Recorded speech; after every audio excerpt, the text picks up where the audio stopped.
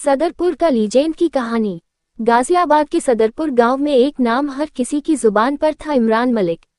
ये नाम किसी आम इंसान का नहीं, बल्कि एक ऐसे व्यक्ति का था जिसने अपनी होशियारी, बहादुरी और समझदारी से पूरे गांव का भविष्य बदल दिया था। गांव की सबसे बड़ी मुसीबत। सदरपुर के बीचों बीच एक पुराना लकड़ी का पुल था जो गांव के दोनों हिस्सों को जोड़ता था।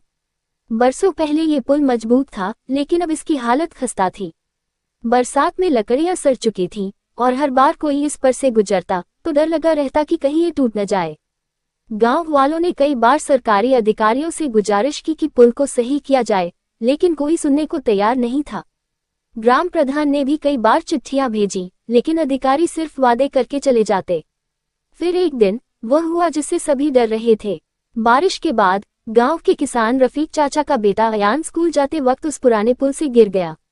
गनीमत रही कि वह ज्यादा गहरे पानी में नहीं गिरा, लेकिन उसे गंभीर चोटें आईं। ये खबर पूरे गांव में आग की तरह फैल गई। अब सबको यकीन हो गया कि यह पुल अब और दिन नहीं चल सकता। लेकिन सवाल ये था, सरकार को कैसे मजबूर किया जाए कि वह इसे तुरंत बनाए।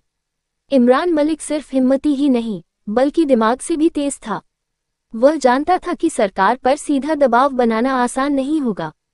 उसे कुछ हटकर करना था। उसने अपने दोस्तों सलमान, अजय और रोहित के साथ मिलकर एक योजना बनाई। पहला कदम उसने अपने एक रिश्तेदार की मदद से, जो पत्रकार था, एक नकली प्रेस कार्ड बनवा लिया। अब वह खुद को एक युवा पत्रकार बताने लगा। दूसरा कदम, इमरान सीधे जिला कार्यालय पहुंचा और वहां मौजूद पब्लिक वर्क्स डिपार्टमेंट के इंजीनियर से मिला। वह एक गंभीर आवाज में बोला, सर, मैं एक पत्रकार हूं और मैंने सदरपुर पुल की हालत पर रिपोर्ट तैयार की है।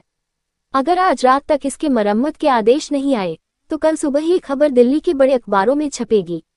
इंजीनियर पहले तो घबराया, लेकिन फिर उसने मामले को गंभीरता से लिया। इमरान को यकीन था कि अफसर अब भी इसे टाल सकते हैं, इसलिए उसने दूसरा कदम उठाया। अगले ही दिन उसने पूरे गांव को इकट्ठा किया और पुराने पुल के पास धरना प्रदर्शन शुरू कर दिया।